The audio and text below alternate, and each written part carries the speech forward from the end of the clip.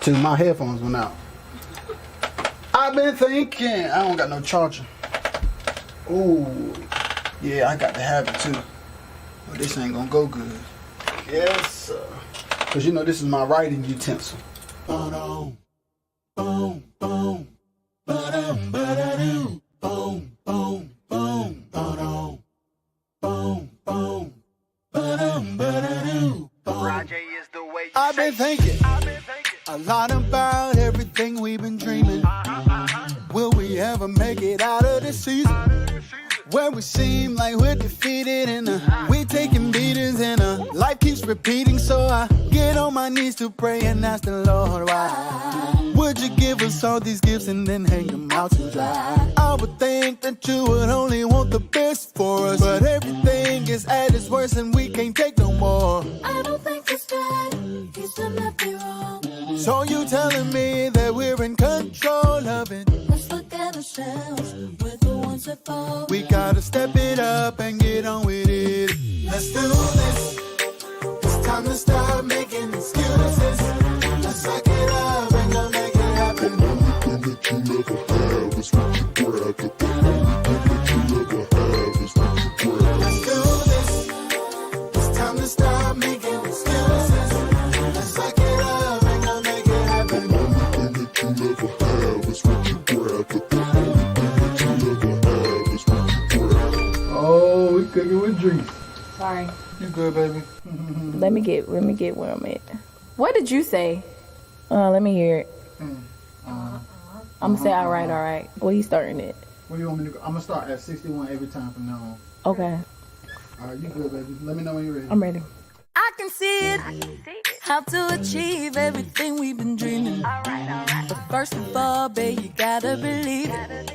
Tap into what's in the inner, just keep thinking bigger. Remember you're a winner, now stop acting like the end game is just magic. Don't you think this is predestined? God prepared us for this madness. You've been tested, tried and passed it. Take them hits like you a savage. Hold your head up, babe, don't panic. If we work hard, we will have it. Let's do this.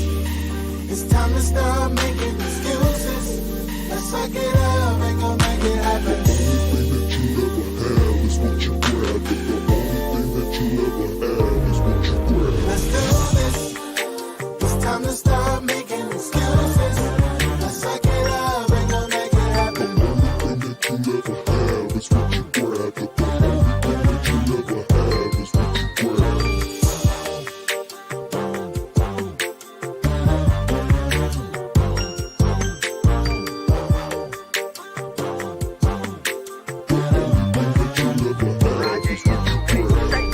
Till next time, we out. Bye, you guys. All right.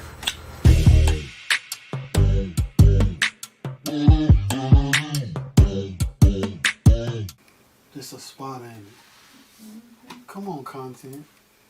That ain't crazy. Look.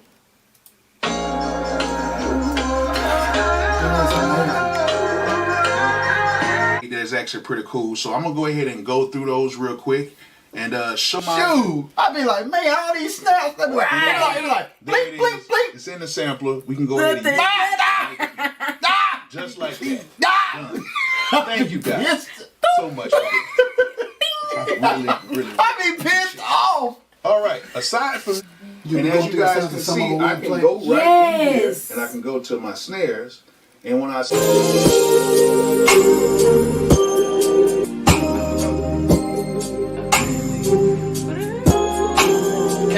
Dwayne, I know where to go. I found this. Like a drummer. Like a drummer. Add the triangle and the wah, second half.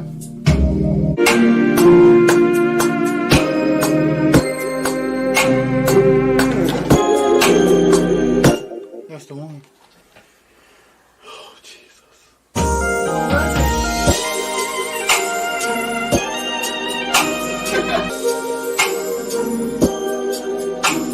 That's a vibe.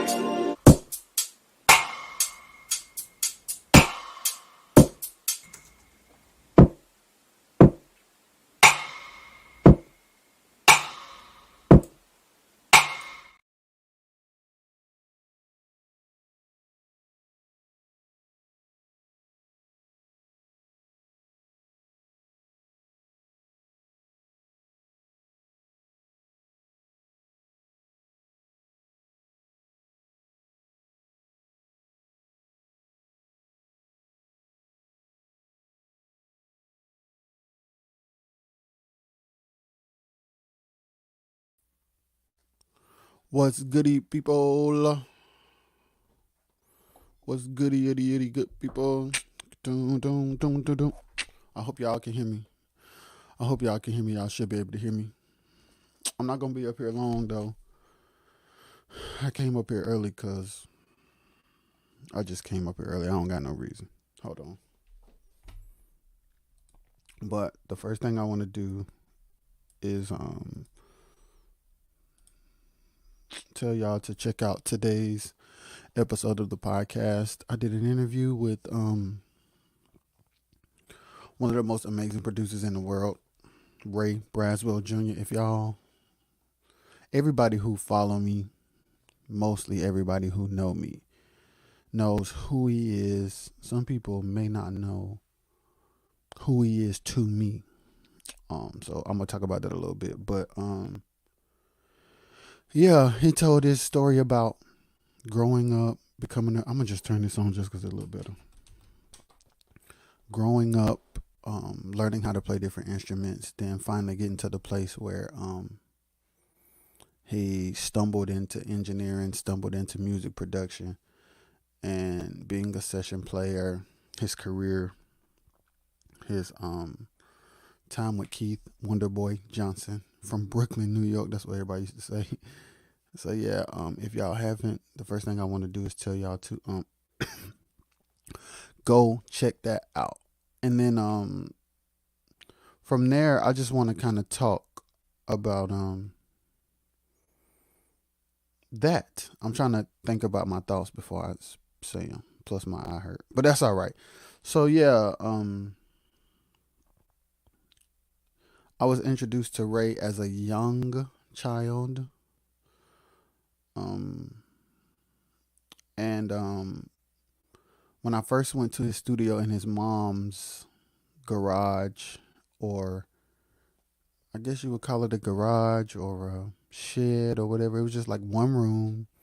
When you walk in, the drums is in the like left corner. If you're looking at it, like the mixer and stuff was like in the right corner. Like if you go to the left, there may have been like some keyboards, a little shelf or something. I can't totally remember. I just remember what the board and the thing was. But going to those sessions really inspired me to want to do music or whatever. And yeah, he let me borrow his XB60 some years later, the keyboard I used to learn how to like sequence. Those keyboards had like a 16 track sequencer, and I would like use those tracks to make songs. And then that's kind of when I really was like, yo man, I like creating music versus copying music. That was my thing. Like I could tell, I didn't know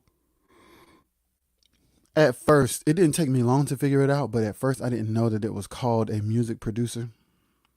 I just knew he gave me the keyboard and I like making tracks. So at the time I'm just like, this is just making tracks. And as time went on, I started to understand what a music producer was through literally watching him. So like when it comes to like my ability to produce music, number one, there was a natural desire and it was in me naturally as a musician. And I figured that out from like when I would play places and we would have to like learn. I'm sorry y'all for yawning. When we would have to like learn material, like you know how it is. You do a gig, you do a concert, you do a service. These are the songs, you have to learn them. You learn the songs, you play them. I used to always have this thing where I never wanted to play it exactly the way I heard it. It was always a situation where like, can we add this or can we take this out or can we put this there, or what if we move this, or can we play this intro instead of that one, or can we play this chord progression instead of that one? And then I started to understand like as time progressed, like, oh, that's like you're getting into music production, you're getting to arranging, you're getting into composing. And at first I didn't know that. I just know I ain't want to play it like I heard it. Then making the tracks, and then I got a lot of experience from being with Tank's dad, Reverend Daltrich, with the whole band around me thing, which oddly enough, the album that we played a lot, the only album that Glory Baptist Vision Choir ever put out was an album called Called Up that was produced by Ray. Ironically enough, ironically enough. So getting reps in there on the music side was something that I did through us rehearsing, through us developing, because at the time I couldn't play. All of this stuff happened around the same time, like getting the keyboard and then Tank calling me to play at his dad's church kind of happened around the same time. So I'm developing as a keyboard player, but I was more interested in making songs than learning how to play keys for keys' sake. My mom was kind of like, I want to know how to play good enough to make songs. Excuse me. And it was just kind of like the thing. I just wanted to learn how to make songs. So then Tank called me. I started playing at his dad's church. And then fast forward, I started to, that's when Ray and my mom got married. And before then, I would go to the studio a lot with my uncle, Tyrone. Like, he would take me there because they were working together. And the tools and the skills and the instinct that I developed, it just came from being in the room. Like, I never got any formal training. Most things he never really sat down and taught me how to do. And he really didn't have to sit me down and tell me how to do it, because one day, yes, Mary, yes. I don't know when, yes, but yes. Yes. So, hold on, let me share this live too. Let me share this live. Hold on one second.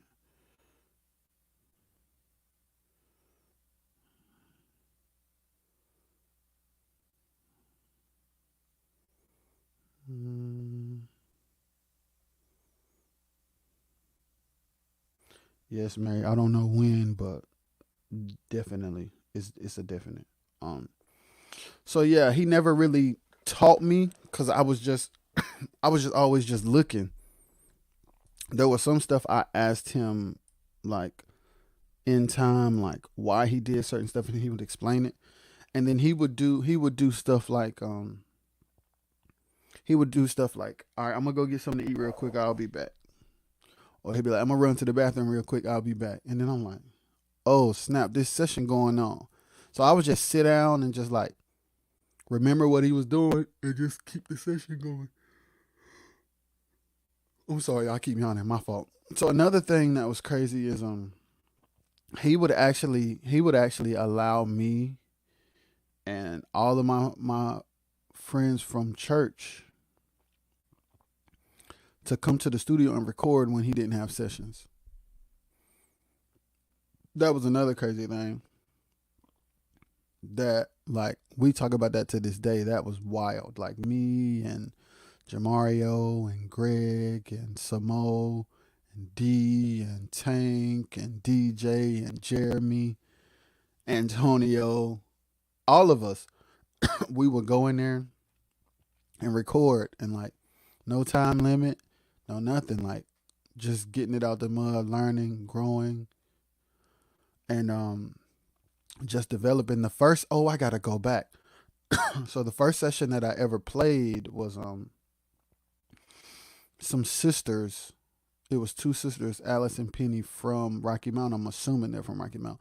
And if y'all go watch the interview with myself and Ray, y'all will see that. Alice and Penny, yeah, it was him, my Uncle Tyrone, and myself. And it was the first time I had ever did a session in the studio as a drummer, like, because I played drums first. So they kind of took me in there. It was like a Caribbean song. I think Cornelius Austin was in there. CD is what they call him. So I got on the drums. He made the loop or whatever, and we did the song. I had no idea at the time. I tell this story all the time. at the time I didn't know that some drummers did not know how to play to a track or whatever, because they just turned it on and I played, and I just thought that's what you're supposed to know how to do. If this comes on, if they play this track, you play to it. That's how I go. And then the skills develop from there. The musician skills develop from there. Like I would watch him take tapes. He would like people would send him cassette tapes in the mail, and he would get the cassettes in the mail. He would put this tape in the tape player. He had it hooked up to the studio rig or whatever, and then he would press play. He would listen to the songs. He would write the key down. After he wrote the key down, he would like chart the song out.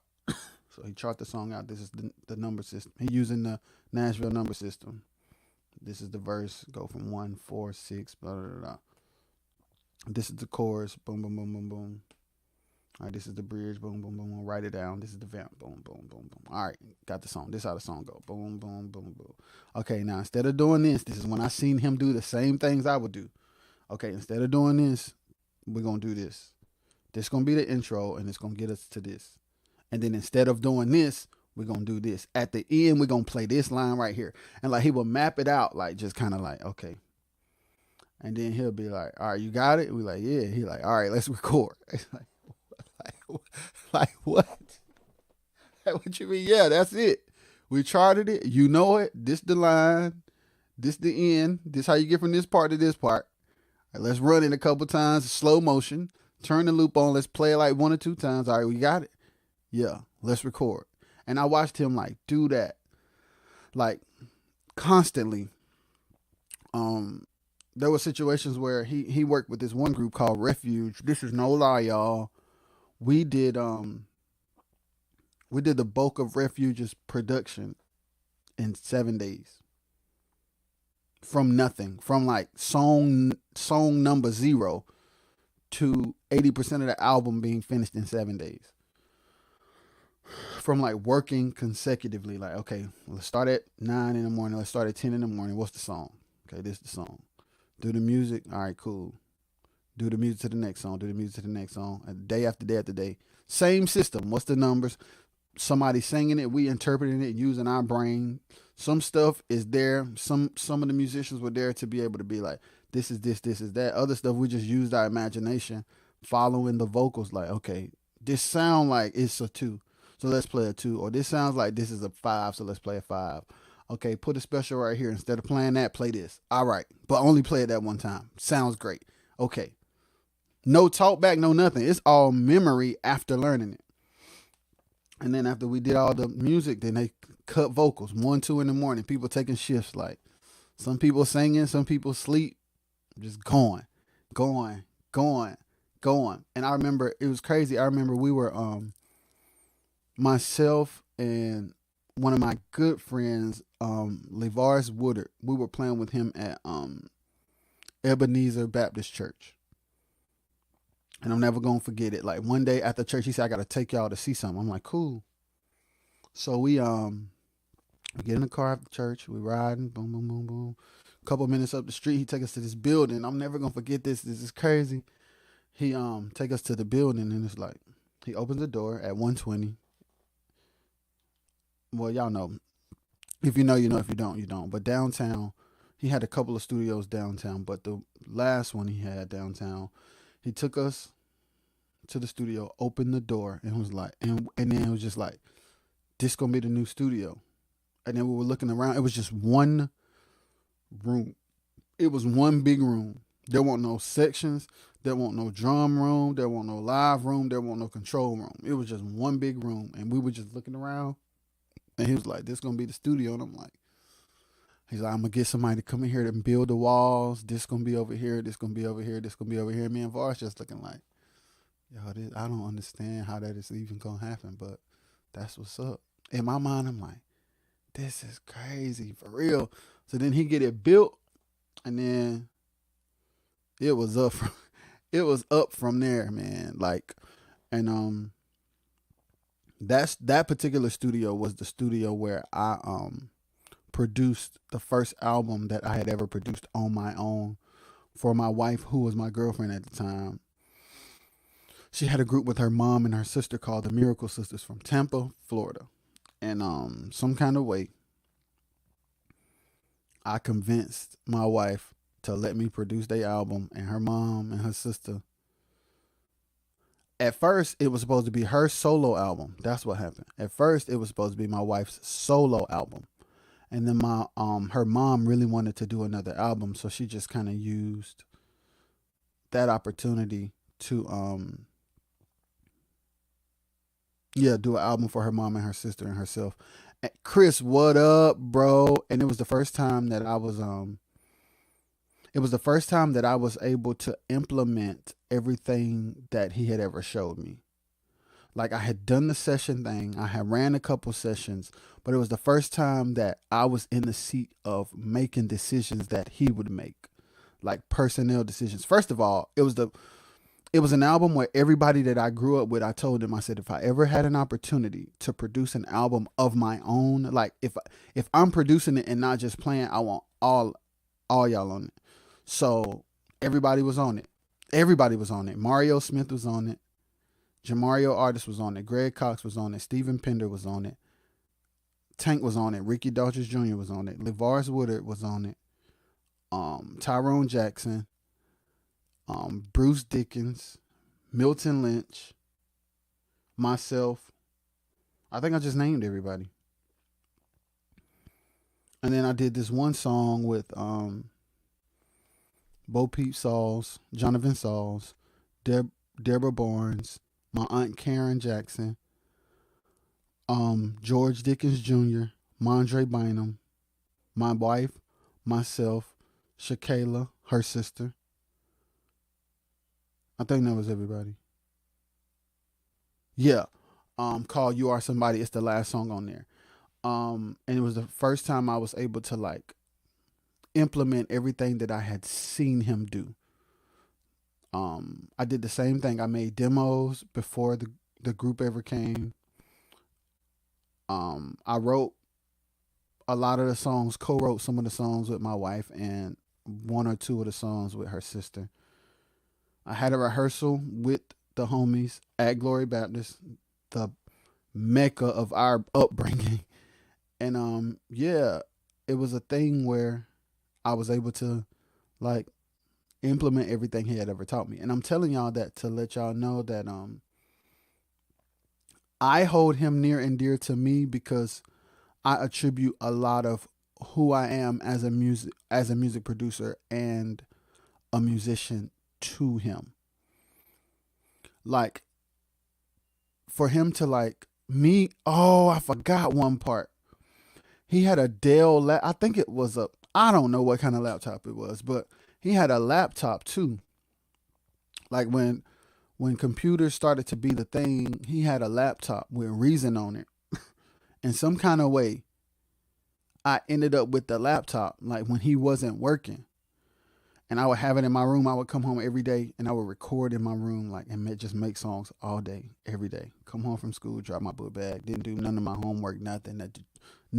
Just go home, put my bags down, open the laptop, and make music every day. I would let the homies hear it. They like, yo, this is dope. Like, then I'm starting to learn, like, programming, like, doing people's shows. I think I did music stems to a couple people's shows off Reason. Ran it from my iPad, all kinds of stuff. Like, and like for him to lend me his gear like that and just like, I would play his keyboard before he went on the road and then I would just put it back in the case before he left. Like, I would have it all week, and then on the weekend before he get ready to leave, I would just put it back in the bag. And it's like, I would be at the studio with him, sessions, whether I was playing or not playing. Oh, Tank said, great podcast. Yeah, it was good. It was good. Like Tank is another product of the Braswell school. Like I don't know if Tank told his story about it, but we gotta talk about it one day. Cause Ray put Tank on a lot of stuff coming up. Like Tank's first two live sessions was produced by Ray. The first one was his dad, and the second one was who, Tank?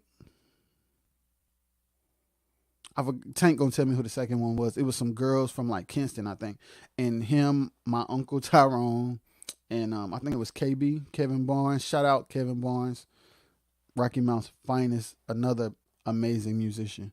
Tank gonna let me know in a second. And yeah, it's just like doing that interview with him was a big deal because yeah. New Vision was the name of the group. It's a big deal because he's kind of like he's heavily responsible for all of us being professional musicians, whether it's me, whether it's Tank, whether it's Greg, whether it's D, whether it's Jason Britt, whether it's Dominique Britt, whether it's a lot of us stand on the shoulders of him paving the way. That's just the truth. There's a lot of musicians. There's a lot of groups. To be completely honest, Tank, I'm gonna go there, but I'm gonna do it without being mad about it. There's a lot of people. There's a lot of groups. There's a lot of musicians. There's a lot of singers that you would not know if it were not for Ray Braswell Jr. Say what you want to say. Feel how you want to feel. Facts are facts are facts are facts. There's a lot of records you've heard that would not have seen the light of day if he did not put his hands on it, if he did not open the door, if he did not make the connection from one person to another. There's a lot of stuff y'all would not have heard. There's a lot of people y'all would not have known. There are people right now who have an opportunity to be a professional musician and singer solely because he used his relationships, resources, and brand and name to open doors for people. And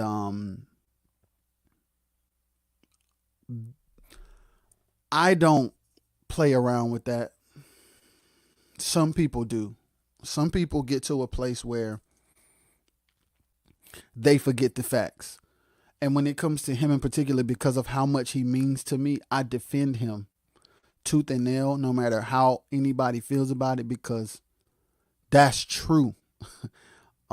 People can get to a place where they grow, or people can get to a place where they have different desires, or people can get to the place where they're influenced by different people to start thinking or seeing things different. And that is not wrong. But you cannot forget how you got on. And you cannot forget who put you on. And as much as I do, as much as I've grown, as much as I'm building, he started us. He gave us the platform. He gave us the information. He gave us the support. He gave us the time to become who we are. And the first to put me right, Tank, the first to put me in there too. It's like him and Uncle Tyrone really went, like, they went to bat for me to be another story. When Keith got signed to, what's the name of the label? Is it Verity?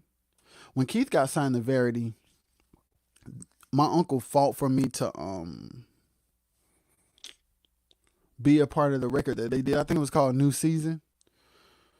And they actually like paid me for real and everything. And I'm like, dang, this is crazy. Like, there's so many records that I've been on, and it's like people know the records, and I'll say like, yeah, I played on that when I was this age or this year or this year. And it's like, dang. Like even with like me and Tank and them playing for Doc, we played. The first person from our camp to start playing for Doc McKenzie was Jason. And Jason started playing with Doc McKenzie because Ray told Jason about it. Daryl asked Ray about it. Ray came home and told Jason. We were sitting in the studio downtown, me, Jason, and Ray. I'm never going to forget that. And it's like, there's a lot. I ain't going to name names because I don't like naming names because I don't like drama. But The truth is the truth. I've seen people who were just local artists that nobody knew. I've seen it with my own eyes. Like, yo, this group is nice. Don't nobody know them though. This is what I'm gonna do. I really like them. I'm gonna introduce these people to these people, and then we're gonna do this record, and then boom, the whole world knows who they are. I've seen that happen multiple times. yo, I can't. Yo, if anybody try to act like that's not true, I've watched it happen too many times for people to be on some crazy stuff. And now I'm gonna get to a point that can help people. I've spoken about this before, but I'm gonna speak about it again today. My style of production is nothing like Ray's. The way I play keys is slightly like Ray, to be completely honest. My methods to recording is mostly like Ray, with the ears and the experience of the other stuff that I've listened to. The foundation of who I am comes from everything he's ever taught me. And no matter where I go, no matter what I accomplish, no matter who I meet, that truth doesn't change. And I have extreme admiration and extreme respect for that being the truth. And I want to encourage everybody that has learned from somebody, man. Like, I know people say never forget where you came from, and I know that is very, very, very cliche to hear it, never forget where you came from. But there's a certain level of humility that comes from staying aware. There's a certain level of integrity that comes with remembering and like building on that foundation. And I just pride myself in being grateful for people who have paved the way for me, people who gave me opportunities, people who looked out for me.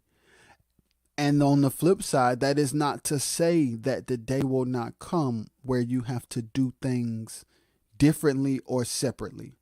There may come a day when a mentor or a role model is in a place that you're not, and you grow, whether you grow older, whether you move to another state, whether you end up doing a different style of music, whether life takes y'all on two different paths. Like,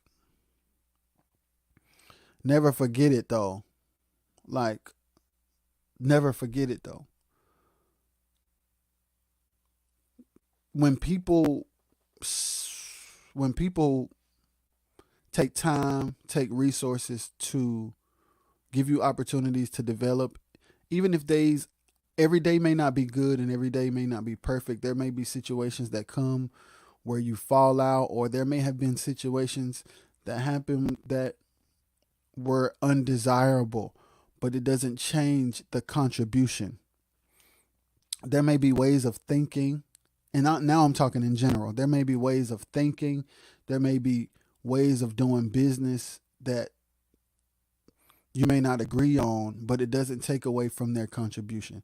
And I just want everybody to just be like mindful of how you speak about somebody who helped you, regardless of where you are now.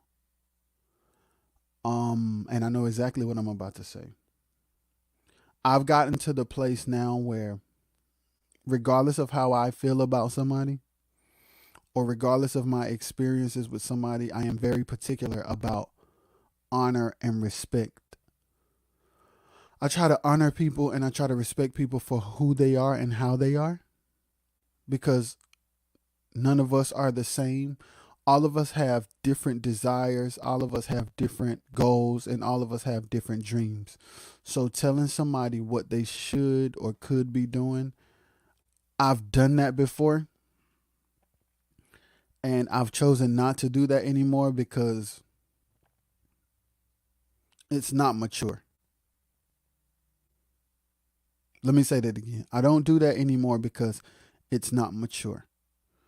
And I've gotten to the place now where I don't allow certain conversations to take place in my presence or with me involved. Like, I just don't, because it's disrespectful.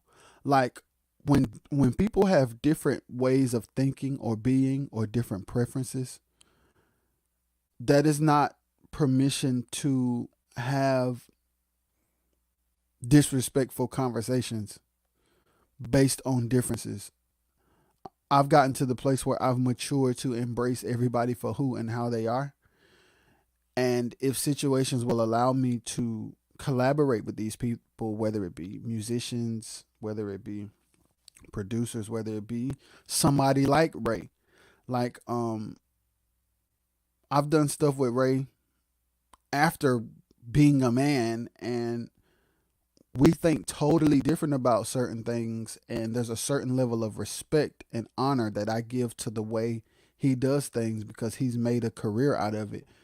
And I don't disagree so much so that it's an issue that I have to converse about to other people. And it's unhealthy to do that. It's a waste of time to do that. It says a lot about you. If you are the type of person that spend times having those conversations, it says a lot about you. You can take that how you want to take it, but the biggest thing I want you to do is evaluate. I want to give everybody an opportunity.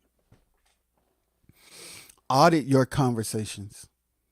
When I say audit, I mean like go down the checklist of the conversations that you have with people concerning whatever, and just ask yourself, like, is this uplifting?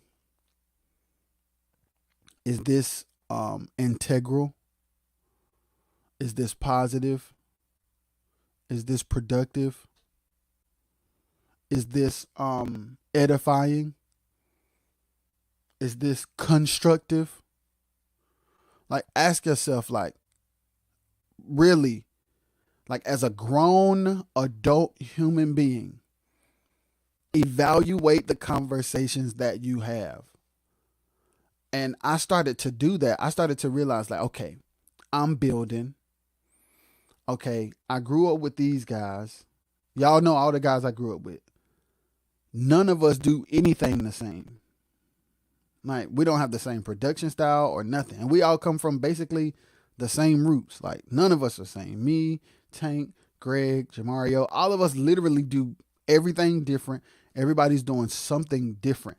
Like, and our paths are our paths, our family is our family, our money is our money, our income is our income, our career is our career, our strengths are our strengths, our weaknesses are our weaknesses. As a grown man who's out here trying to get it out the mud for himself and his family, it is very unproductive of me to ever give time to having an opinion about somebody else's path, somebody else's approach, somebody else's way of thinking when it does not affect me. To critique somebody for the sake of critiquing them because they're doing something differently than you would do it is a waste of time. It is a waste of energy, and it is disrespectful to that person's journey.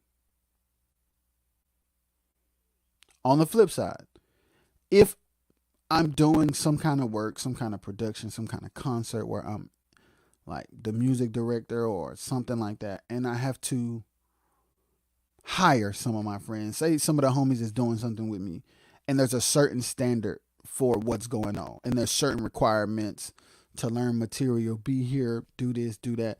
Now, I have to have an opinion, and I have to have feedback at that point concerning that particular job, where I have to communicate and say, hey, this ain't cool. I don't like that. this happen and I don't know if we can continue, or I may need to get somebody else or whatever to get the job done. That's one thing.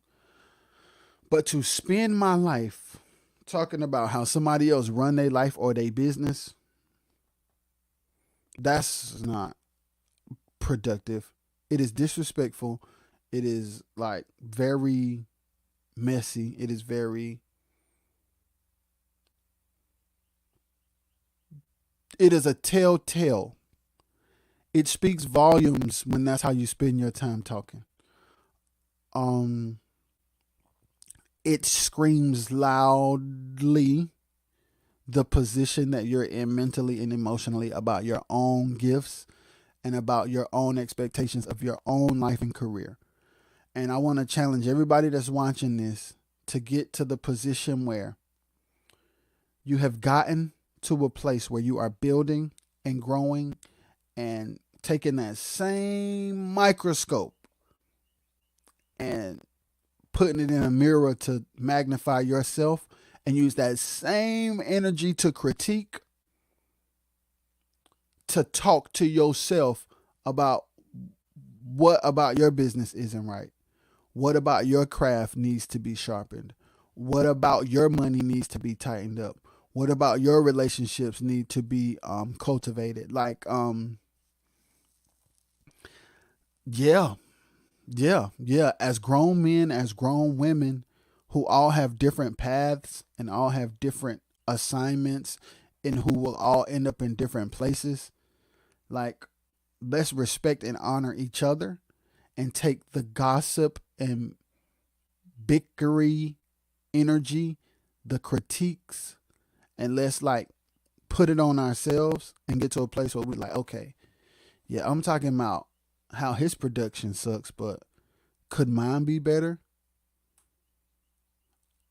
I'm talking about him charging this amount of money and he don't deserve it, but am I giving enough value for the money that I'm charging? Is there something I could be doing different? Am I maximizing my opportunities? Are my relationships integral? Have I burned bridges just to get a couple dollars? Like, ask yourself the same thing, the same things you talk about to other people about other people. Ask yourself about yourself. Talk to yourself about you, because I promise you that is more productive, constructive, and edifying to do for yourself than it is to do about somebody to somebody else. And it takes a certain level of maturity to do that. It takes a certain level of security to do that. And it takes a certain level of assurance to do that. To make you the focal point of your energy means you have to believe in yourself enough to not have time to think, worry, speak about, or critique anybody else. Especially when those conversations aren't productive or are not because they are crossing paths with something you're trying to accomplish.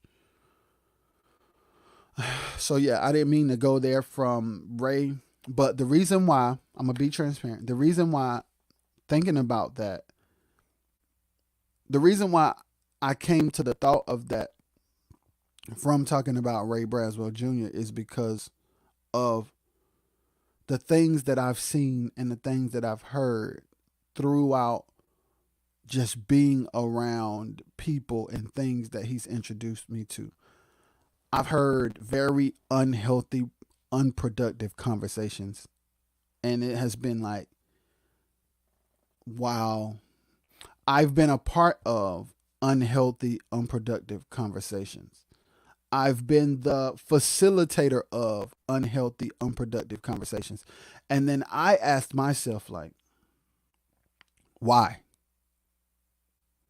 You just spent 45 minutes on the phone talking about what somebody else should be doing. Why? If it's because you love them and you care about them and you want to see them do better, then you call them on the phone and say, hey, I noticed this, and I don't have the room or the right to tell you what to do or what you should do, but I see something in you that's great. And I just want to make sure that I let you know how much I believe in you. And sometimes certain things that you do seem like blankety blankety blank. And then if that person, person loves you and you love them, and what you're saying is in line, then they'll make the adjustment if it's something they're supposed to do. If they tell you to kick rocks, you kick rocks. But it's even more wise for you to spend that energy growing. It is not. It is not, Mary, absolutely. So I encourage everybody like to get to a place of self-development. Self-development. Like, get to a place where you are developing your own self, your own style, your own life, your own mind, your own emotions, your own path. And it's like celebrate. I'm able to listen, y'all. I'm able to celebrate everybody around me, all of my peers, all of my friends, all of my associates, with a pure heart, because I have positioned myself to focus on me and my family. I'm not focused on what somebody else could be doing. I'm not focused on what somebody else should be doing. I'm not focused on what somebody else should have gave me, or what I think I deserve, or what they cheated me out of. I've gotten to the place of maturity where I'm like, it is what it is. In the same thing. Right. Does this really need to be said? That is good. Like, does it really need to be said? And it's like, at the end of the day, the funny thing is, this is what makes us so hypocritical. In the same way that we would say what somebody ought to be doing, imagine a conversation. Oh, this is good. Imagine a conversation you've had with somebody about somebody else. Now imagine two people having that same dialogue about you. Imagine you being a fly on the wall. Imagine you being on mute on the phone, or imagine somebody coming back and telling you about it. Now ask yourself, is that a type of conversation you need to be having? No, probably not. When you have real relationships with people, genuinely for real, and y'all are holding each other accountable and y'all are growing together, conversation about productivity can be had over the phone between the two people who have a great relationship. If y'all are not close enough where that relationship can be had one-on-one, then y'all are not valuable enough to each other for that conversation to even be had, which speaks volumes to why you should not focus on that. Simply put. But yeah, shout out to Ray. Shout out to everybody. I mean, I would name them. It's so many people I could name that has played a big part in who I am. And it's like, regardless of where they are, regardless of how they do business, regardless of what their preferences are, regardless of what their likes or dislikes are, regardless of any hiccups that have ever happened, anything that we've ever been through, good or bad, I still respect where I came from. I respect all of them. I respect their giftings. I respect their mindsets. Everybody thinks different, and I don't expect everybody. Mommy is enjoying. Tell her I said, hey. Oh, wow. Is she okay? Y'all, I love Mary, and I love Charliza, and I love their mama. I love Mama Molly so much. So, yeah. But, yeah. yeah, y'all, it's just like I'm getting to a place where I want to encourage everybody to like embrace who they are and embrace who everybody else is. I was about to say something. Oh yeah, this is another thing. I'm familiar with because I've done this. Getting to a place where when you get to a certain place, when you get to a certain place in your life mentally, let's say for instance, you used to procrastinate and you don't no more. Okay, you have now become more productive in your day-to-day life. That skill, that trait, that development, that growth is for the betterment of your life.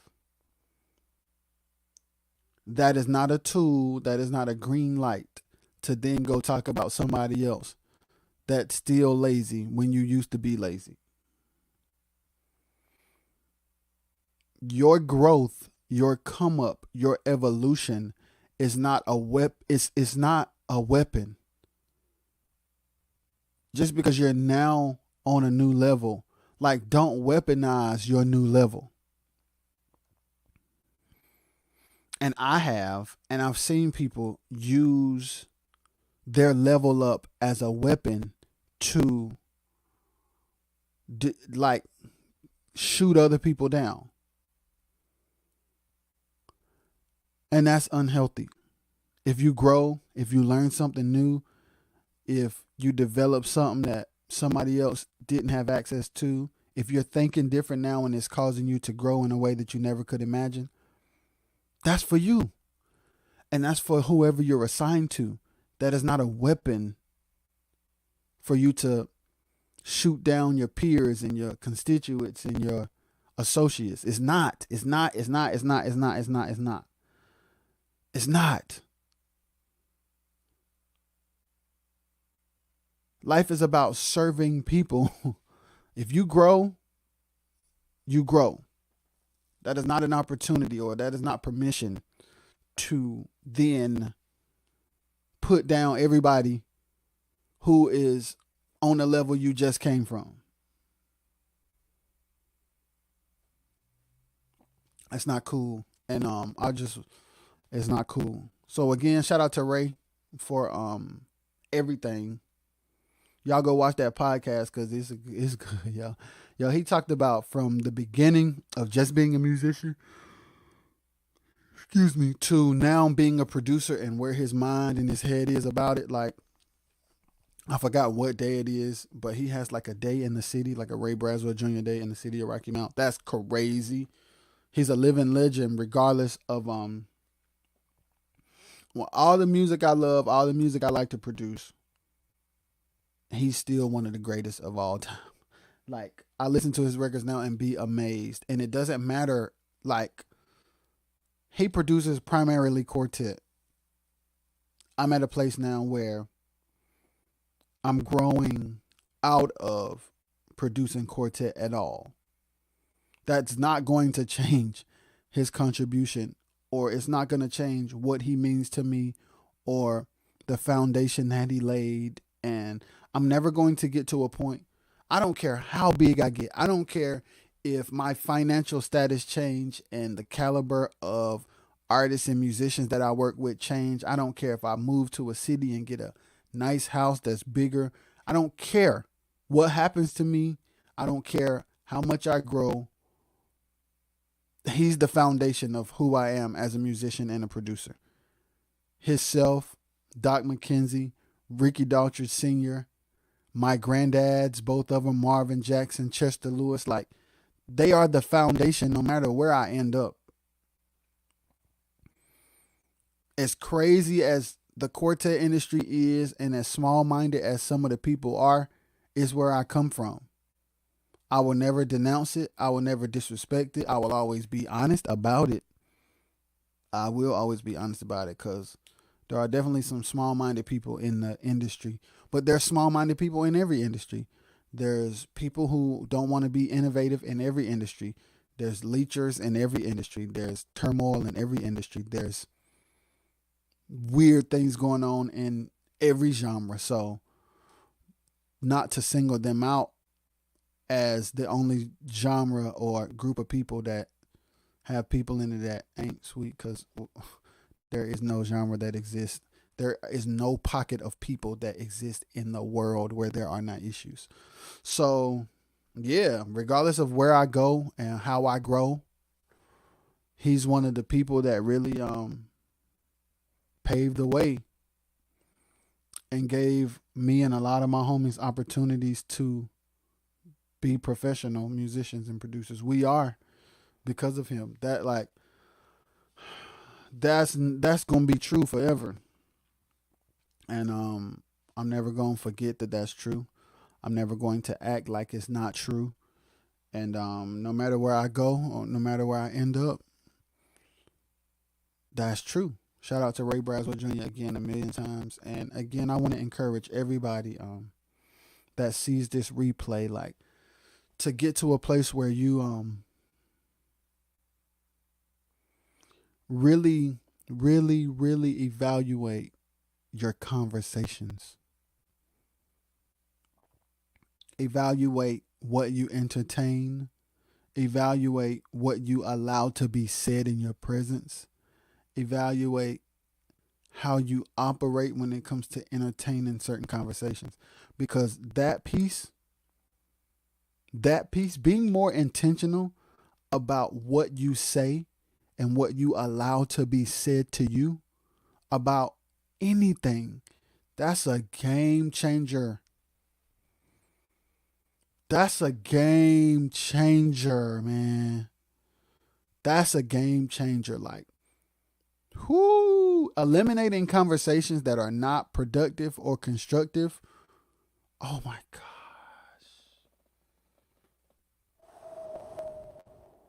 Especially when it comes to other people. Eliminating conversations about other people that do not directly affect you. The peace of mind and the time that gives you. Like, oh my gosh.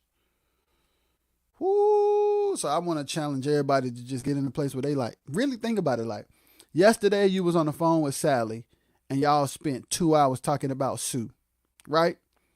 You said what you said. Sally said what she said about Sue. Today I want you to really think about that conversation. Was that 2 hours worth it? And if Sue would have been on the phone, was that conversation, is it okay for Sue to have heard that conversation exactly like how it transpired?